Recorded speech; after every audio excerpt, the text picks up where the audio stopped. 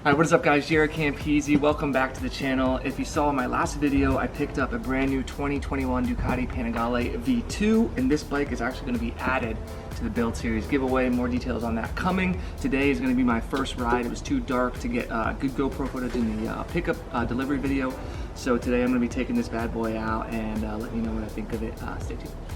Alright, so before I hop on this white beauty, I wanted to kind of explain what's going on because I had a lot of questions about, what the heck's going on with these bikes. So these are both giveaway motorcycles. So this 2020 Ducati Streetfighter is what we're currently, we started with customizing. We got into a point where we ran out of parts. We're waiting on carbon for the bike, and instead of waiting for a few months and not being able to do anything, I added this 2021 Panigale to the build. So I'm going to be kind of doing like a mini build with this one while we're waiting for parts for this one, and then we'll be giving both of these bikes away. And the way we're able to do that is through a website called Patreon. You can support over there, 5, 10, or 15 per episode.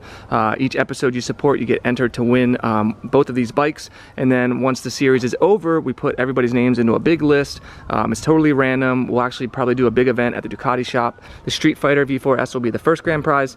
The Panigale V2 will be the second grand prize, and then we'll have a couple of cash prizes as well. So this is real, this is legit. This is, I think, this will be my 9th bike giveaway. I've done the V2, and god, don't they look good together. The Streetfighter is going to be getting a full custom paint scheme with over top the carbon with some carbon exposed.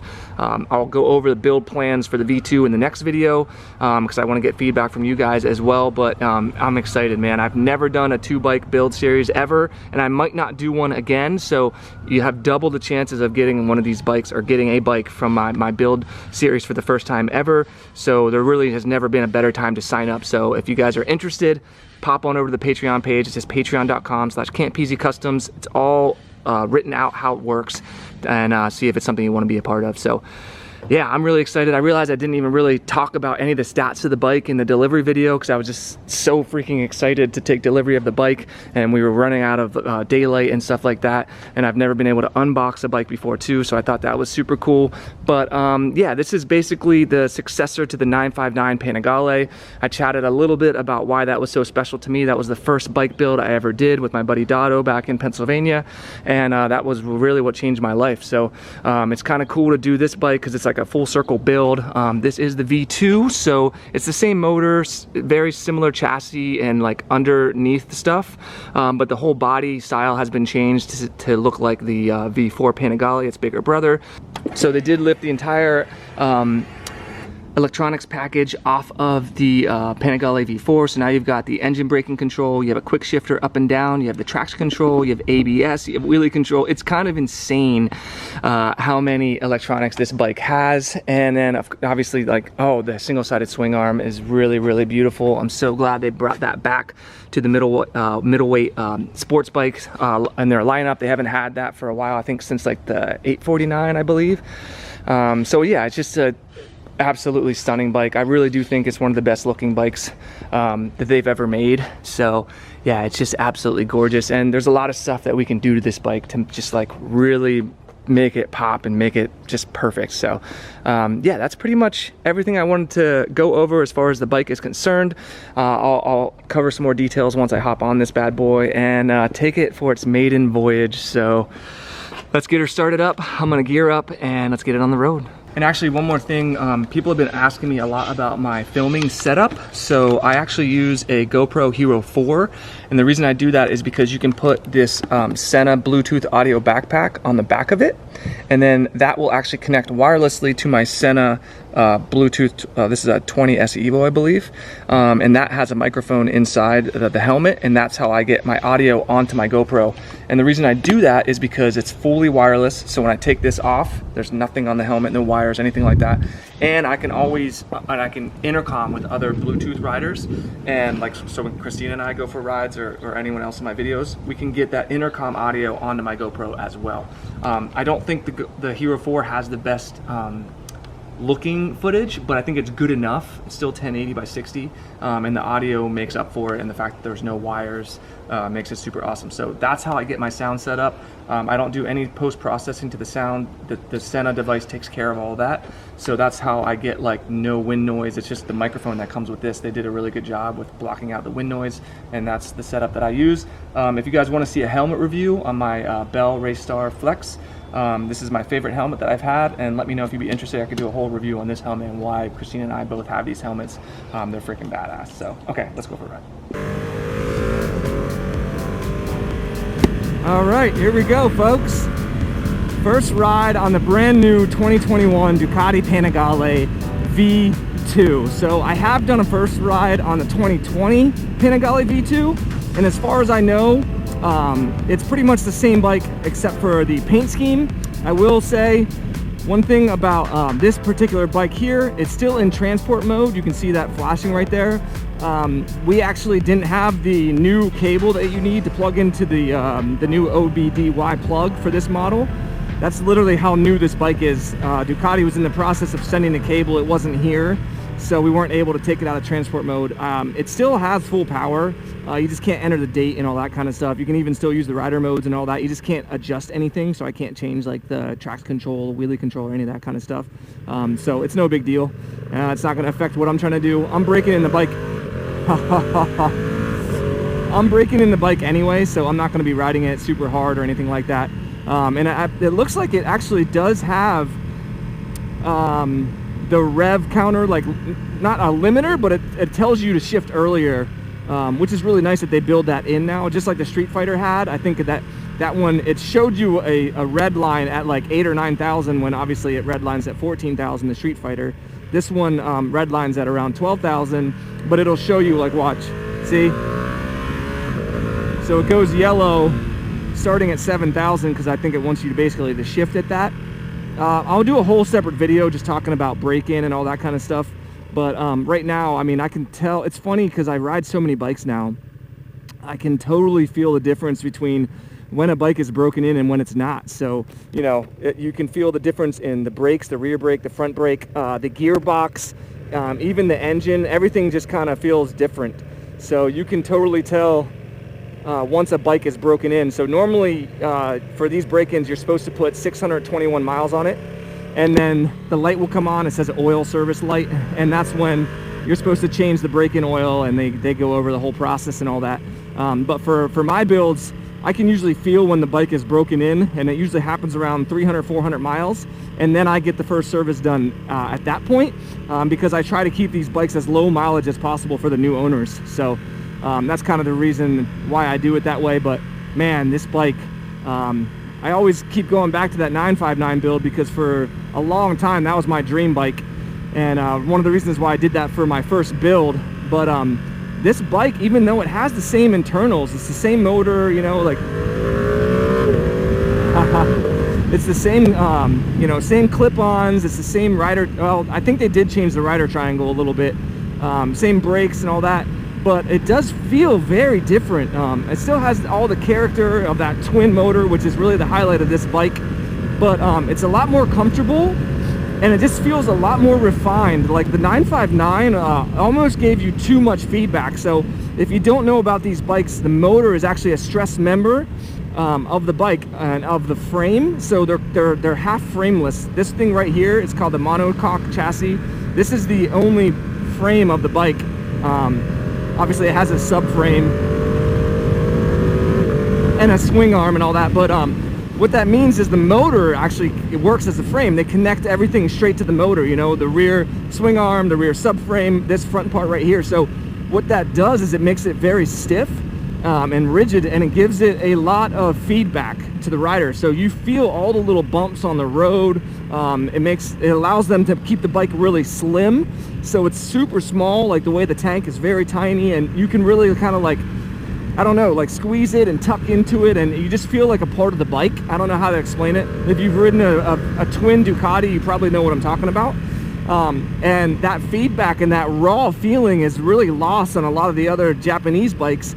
And when people talk about Ducatis having character or that certain kind of like thing that you can't put your finger on, that's part of what that is, you know. Obviously the motor is a massive part of that. The fact that they do V-twins or L-twin motors, it creates power in a different way. Like they have to have bigger cylinders, and it just, it's a punchier power band, you know. It redlines at 11,000, which people for some reason always want higher rev limits, and I never really understood that, because on the street it's more fun when you have power punchy like immediately, right? So that's why I like the Diablo 1260 so much, because it makes power so fast and torque so fast.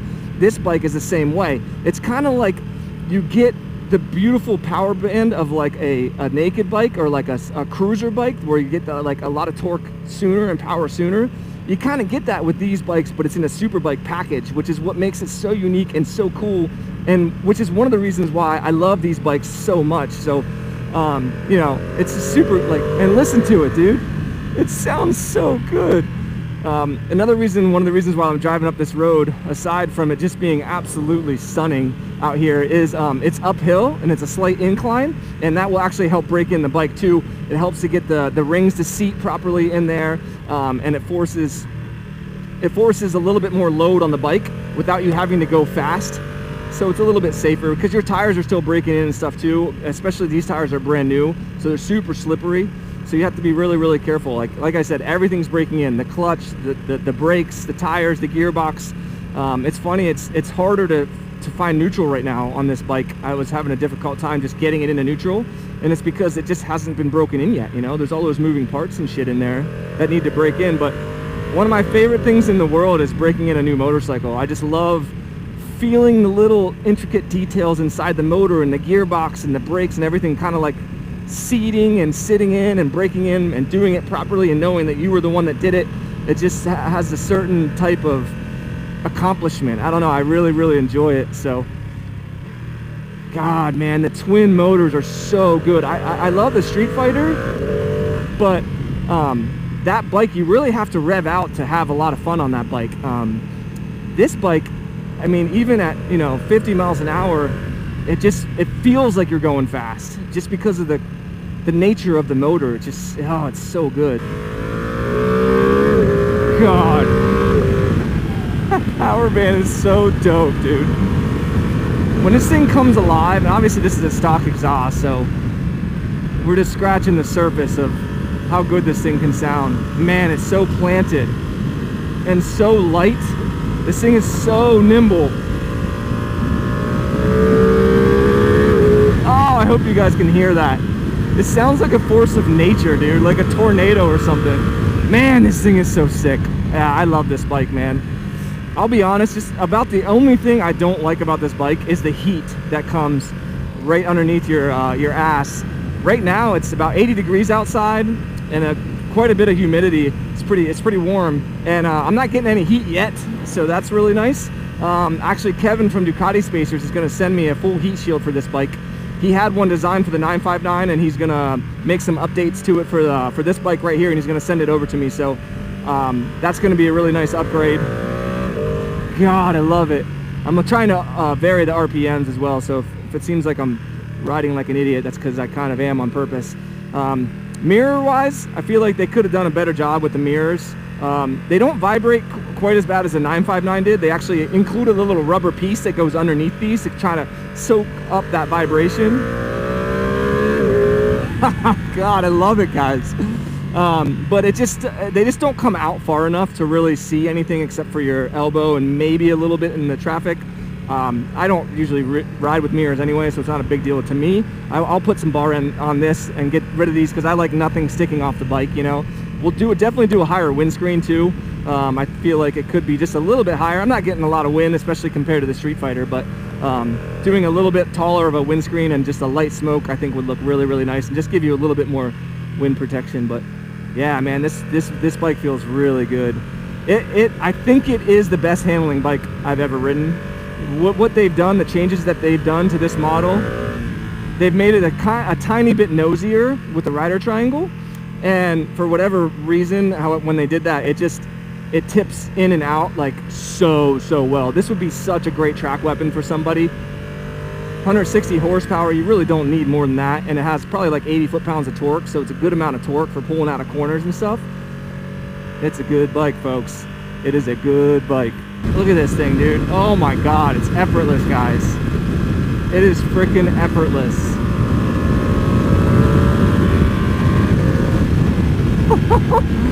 It feels so good. Oh, I gotta get around it.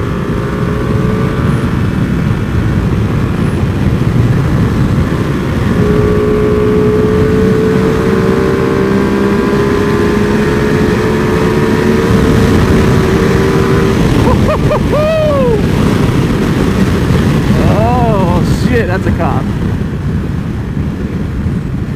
That's not good.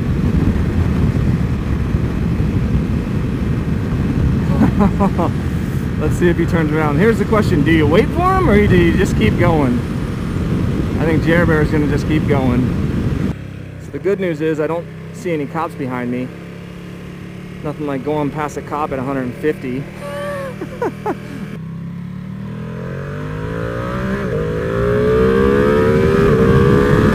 This thing freaking rips, guys. I'm only in sport mode too.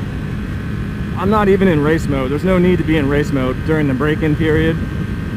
So I believe it's like medium engine power delivery, something like that, which is good. We don't want to stress it out too much for the first few hundred miles here. But man, I love this road. Such a great road. I always come back here to break bikes in. It's got these nice sweeping curves that just feel so good.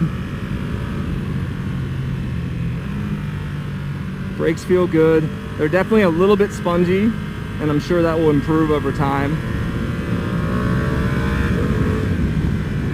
Man, the power band's so good. This seat is way better than the old 959 seat too. The old 959 seat, the way that it was designed, you would just slide into the gas tank, and you basically were just racking your balls the whole time.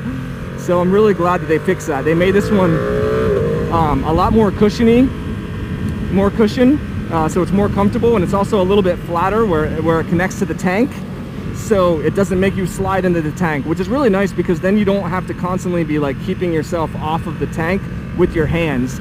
You can use your legs a lot more and your ass to kind of position yourself where you want to be, which is really good. It's just, this bike is so small and so nimble. It's just so capable. It allows you to ride at a much higher level, much easier, which is good. That's what Ducati's been really focusing on with their bikes, making them easier to ride fast. And I think that's a good direction for them to head in. And they can still keep that character and the beautiful looks and all of that kind of stuff, but make it more approachable for other riders. So you don't have to be a World Superbike rider or a MotoGP rider in order to ride them fast, you know? I think that's very smart on their part. And you can totally tell with this model. See, that's what it's all about right there, guys. Those little pools of fun that you can do without tripling the speed limit, you know? It's just right here, twist the throttle. You feel the power and the excitement, you get that adrenaline rush, and then you can back off and stay somewhat close to the speed limit. Oh my God, I love it, guys. Those downshifts. It's cool too because the exhaust has packing and stuff in it, so even the exhaust is breaking in too. It's gonna sound better and better and better over time. I already ordered the full titanium exhaust from Akrapovic. I didn't get to do that on the 959 series, so I really wanted to do that on this build series, and that's really going to open this bike up. It's going to sound incredible. I cannot wait for that. So yeah, I mean, that's about it. There's really not much else to talk about. I've already done a first ride on the bike. I wanted to give you guys my first impressions on the bike. Next video, I'll talk about the build plans for the bike, and we'll weigh it and get a stock weight number before we start stripping some weight off this thing. But I absolutely love it. It feels fantastic. It's super hot back here, and I'm actually not getting any heat at all. So I'm surprised about that. That makes me very happy. If you're interested in getting a 959 or a V2, I would say definitely go ride one. If you're in the market for a bike like this, you'll love it. It's such a good bike, and it's definitely one of the best looking bikes ever made. Don't forget, if you want to be entered to win this bike, help support the series, along with entered to win our 2020 Ducati Streetfighter. head on over to the Patreon page, get signed up. The sooner you do, the better your chances on getting one of these bikes. I don't have an end date for the series right now. I'm guessing probably 3 months or so, 4 months. It just depends on when I get the carbon. So yeah, I think that's gonna do it. I'm gonna turn around down here, take a look at the bike, take some photos for the gram. If you enjoyed the video, guys, give it a big thumbs up. That helps me out. Subscribe to the channel, share it with a friend, and we'll see you all in the next one. Peace. Woo!